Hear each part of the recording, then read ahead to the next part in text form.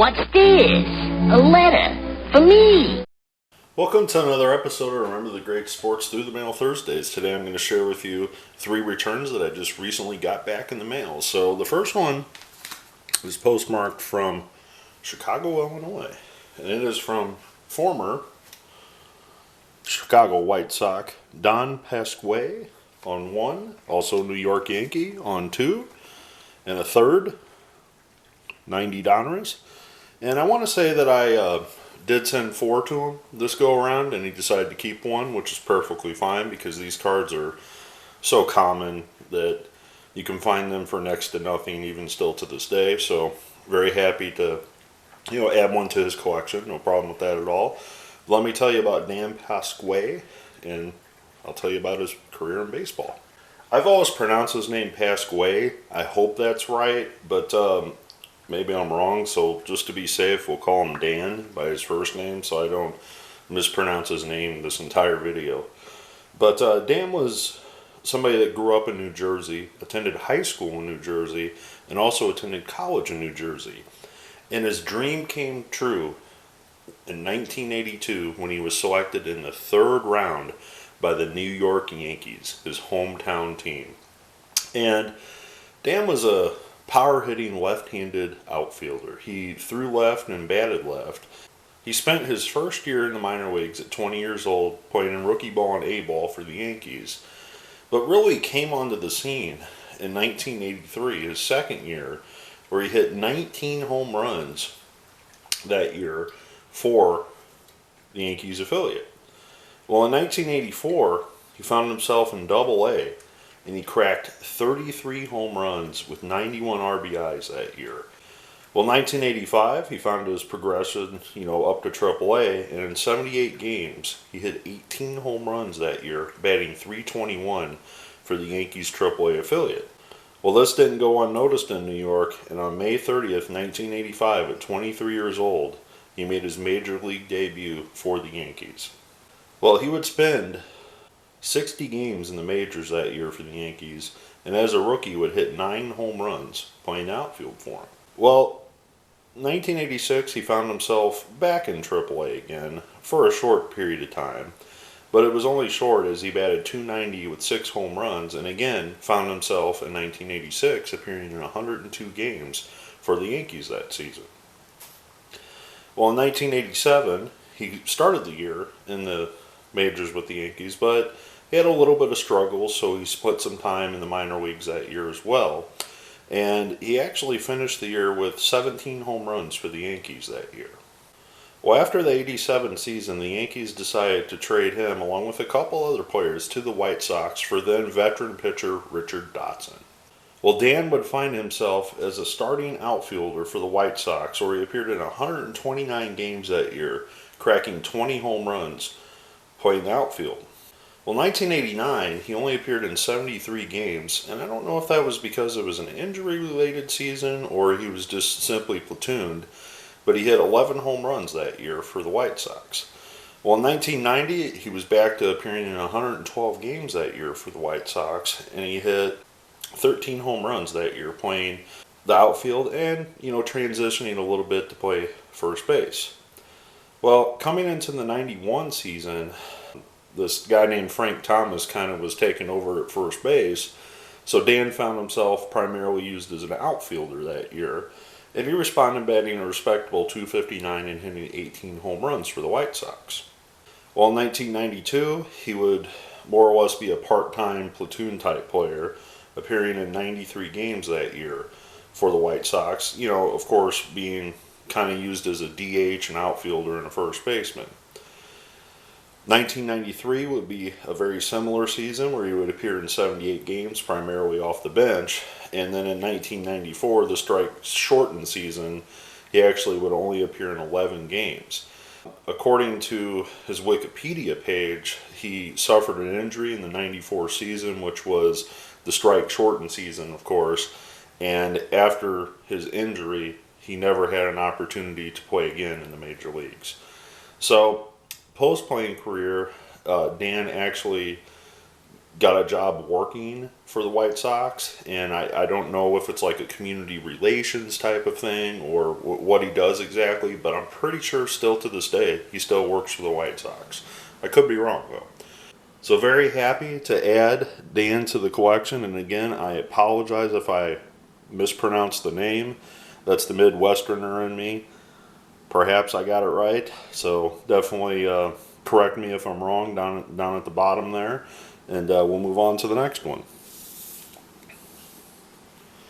All right, this next one is postmark from Carolinas, and it is unfortunate that I'm going to show you this, but these were unfortunately damaged in the mail, and you can kind of see the bow in the card there. I'm holding up the Pasqua cards here, and you can see the bow in the card, and every one of these cards has a nice bend right down the middle because I guess the postal machine, just took a number on it. So who am I talking about? None other than flamethrower reliever of the California Angels, Bryan Harvey, on 1, 2, 3, and him as a Marlin makes 4, but it's hard to see on camera, but every single one of these is bent in half, and that's just so unfortunate. I'm going to have to probably throw together another envelope and send it to Mr. Harvey, but we'll talk about this success, not specifically about the damaged cards. So let me tell you about Bryan Harvey and his career in baseball. Born in Tennessee, Bryan Harvey attended the University of North Carolina at Charlotte, where he played his college baseball. Not a highly known school for baseball, Harvey signed as a free agent with the California Angels in 1984. So he was not drafted at all and signed as a minor league free agent. Well, Harvey found himself in the minor leagues pitching for the California Angels single-A affiliate in 1985. He was kind of trying to find himself as he started 7 games that year out of 30 that he appeared in, but the following year, in 1986, he would be relegated primarily to the bullpen, and there he would start to begin the career as a closer. His second year with the Angels, he would save 15 games for their single-A affiliate. Well, in 1987, he would be promoted to Double-A, where he would save 20 games that year for their Double-A affiliate. Well, this got the attention of the major leagues, and on May 16th, 1987, he actually got called up to the majors, where he got a chance to appear in 3 games that year before being returned back down to the minors. Well, in 1988, he was expecting to spend most of the year in AAA, and he appeared in just 5 games when he got his chance to be called up to the Angels' major league roster. Well, not to be outdone, to be sent down again, he had an immaculate season where he appeared in 50 games that year, posting a 7-5 win-loss record and a 2.13 ERA, while he saved 17 games that year for the Angels. Well, in 1989, the closer role was basically his in Anaheim, where he would finish the year splitting the year with a 3-win, 3-loss record with a 3.44 ERA with 25 saves. Well, in 1990, he would return again as the closer for the Angels, where he again would have a split record of 4 wins and 4 losses with a 3.22 ERA, matching his save total of 25 that year as well. Well, in 1991, he would not be outdone. His forkball pitch that he perfected, during his time in the majors would post his best season of his career. He would have a 1.60 ERA, appearing in 67 games, and led the league in 46 saves that year, making his first All-Star appearance in 1991. Well, in 1992, he would return as the closer of Angels. However, it looks like he must have been injured because he only appeared in 25 games, but he did save 13 of those. Well, after the 1992 season, the Florida Marlins became an expansion team, and he was not protected by the Angels that year in the expansion draft. Well, the Florida Marlins grabbed him really fast in their expansion draft, and he was immediately given the closer role with the Marlins. Well, here's the amazing thing. In 1993, for the Marlins, this is an expansion team. His win-loss record was only 1-5. He had a 1.70 ERA, but he saved 45 games that year for an expansion team. I mean, I don't know how many wins the Marlins had that season. I'm going to look it up really quick here. Yeah, I just pulled it up on my phone, and out of 64 wins, 64 and 98 that year for the Marlins' first year, he closed 45 of the 64 wins. As I mentioned, 46 was his career high, so he almost matched his career high with an expansion team. That's just crazy to think that. Well, despite having such an immaculate 1993 season, he fell prone to the injury bug again. And in 1994, just appeared in 12 games that year for the Marlins, closing out 6. Well, 1995 wasn't much better, as he actually did not pitch that year for the Marlins. And amazingly, he actually played a game playing on the infield for the Marlins that year. So he didn't play as a pitcher, but he played as an infielder. After that season, he sat out the entire 1996 season, but in 1997 he tried to make a comeback at 34 years old, splitting time with the Marlins and the Braves minor league affiliates. But after just a 1-2 record and an ERA close to 5, he decided to hang it up at 34 years old. So overall, when he wasn't injured, this was one of the best closers in baseball. He finished his career with a 2.49 ERA, which is just amazing. In total, he had 177 saves over his career. Now, mind you, about 80, over almost 90 of those were in 2 seasons. So that's the unfortunate part of 177. 90 of them came in 2 years. But this is one of those guys that, he was a flamethrower. He had that out pitch. And, I'm sure that guys that probably faced him when he was on could probably tell you how good of a pitcher he was. Well, I know for a fact, after his playing career, he did do a little bit of coaching. I know that he still works for an affiliate in some capacity, like a coaching capacity or maybe a scouting capacity in the North Carolina area where he lives. Another thing to point out is that his sons Chris and Hunter Harvey both played. Hunter made his debut with the Orioles a couple years back. I don't think Chris ever made it to the majors. So he had 2 sons that played. So I'm very happy to get Mr. Harvey through the mail. Unfortunately, they got a little damaged. But again, these cards are so cheap to have. I mean, with the exception of the Marlins one, I could go find these 3, no problem, out in my garage right now if I wanted to. So I might try again, and we'll see what happens in the future. So moving on to the next one. All right, so this next one is postmarked from Southern California. And being somebody that lives in Missouri, I definitely know this guy. And it is former Kansas City Royal great Mark Gubicza on 1, a second, a third 87 tops, and a fourth 89 Donruss. And I have a ridiculous amount of this 88 Fleer Kansas City Royals set for some reason. That was Bo Jackson's second year, and I was at a flea market, I don't know, come maybe 5-6 years ago, and somebody was selling these team sets for like a quarter a piece. So I have like 15 1988 Fleer sets of the Royals that year. And stay tuned, some of my viewers, you might get one soon because I might, give them out in a contest or something. So let me tell you about Mark Gubicza in his pitching career in Major League Baseball. Mark Gubicza was drafted in the 2nd round by the Kansas City Royals in the 1981 draft out of high school in Pennsylvania. This was a high school outside of the greater Philadelphia area. The Philadelphia native found himself in 1981 pitching in rookie ball for the Kansas City Royals. Well, that first year in rookie ball, he went 8-1 that year in 11 starts for the minor league affiliate.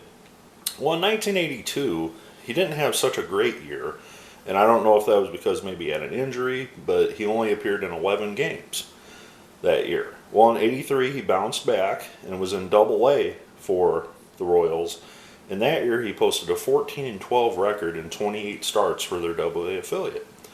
Well, going into 1984, he made the Major League roster, and on April 6, 1984, at just 21 years old, Mark made his major league debut. He would appear in 29 games that year, starting all of them, and finishing the year with 10 wins and 14 losses as a rookie.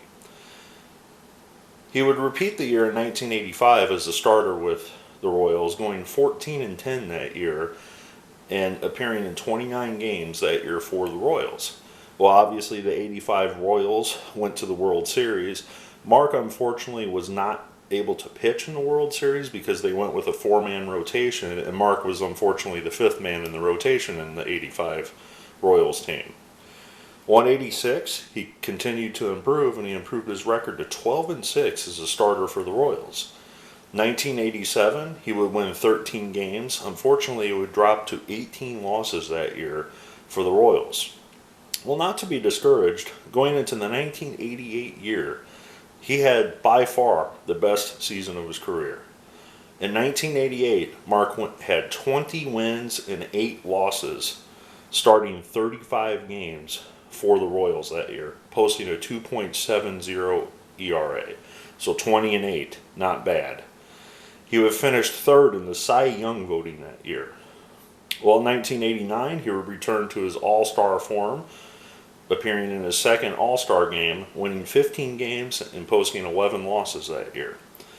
Well, in 1990, the wheels kind of fell off a little bit, and some injury issues caused him to only appear in 16 games, where he dropped to a 4-7 record that year with the team.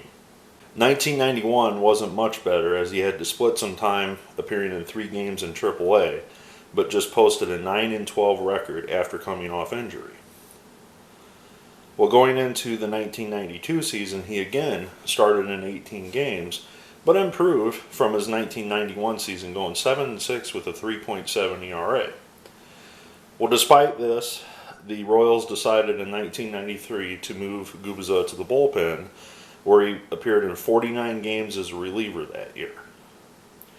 The following year, he would appear as a starter again, working his arm strength back, appearing in 22 games for the Royals, posting a 7-9 record. Well, in 1995, he would appear in 33 games, starting 33 that year for the team, going just 12-14 that season, but posting a pretty respectable ERA of 3.75.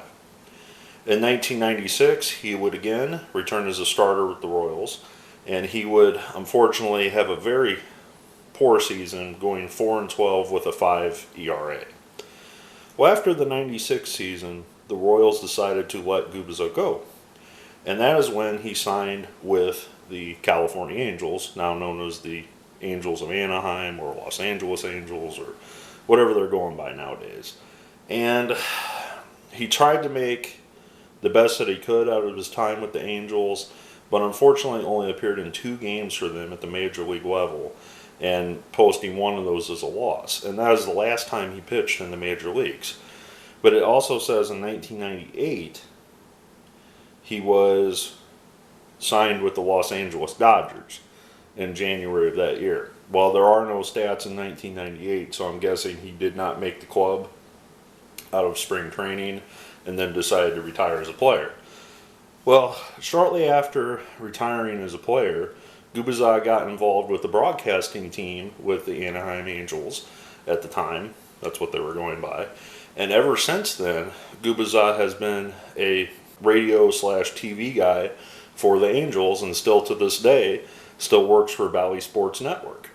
So another thing that's interesting enough is that he also helped out a little bit when his son was in high school coaching, and the team that he coached actually featured now Mets player Kevin Pillar. So his son was on the team with Kevin Pillar in high school, so he did a little coaching on the side as well while his son was in high school. So very happy to add Mr. Gubicza to the collection. You know, this is one of those guys that, because I live in Missouri, I always hope that I might see him at an event in Kansas City or something like that.